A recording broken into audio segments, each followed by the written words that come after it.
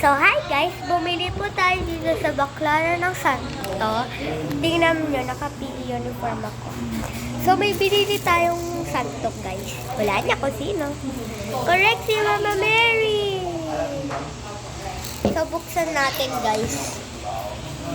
Wait lang. Sandal ko kayo dito. Buksan natin.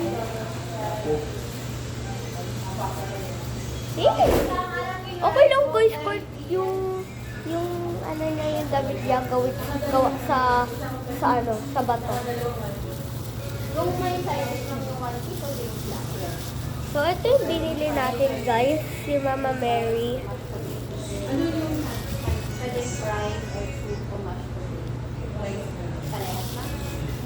So ito po siya. Pwede natin siya ganito. Ilalagay your hair. Ganito. So, hindi po natin siya na-bless, guys.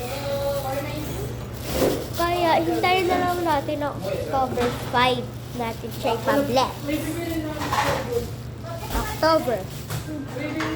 October ng Sunday. Kailan ba yung October ng Sunday? Ay, oo. October 5.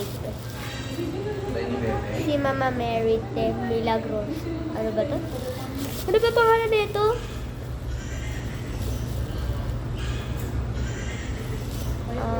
Birhen de la Saclong.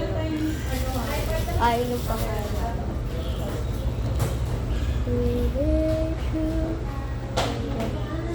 Ay, nandito yung pangalan niya sa baba niya, guys. Ito, oh. Sa baba niya, ayan. Nakikita niyo to? Ayan yung pangalan niya. So, bibigyan ko kayo ng update, guys. Dito po tayo kakain. Bye-bye!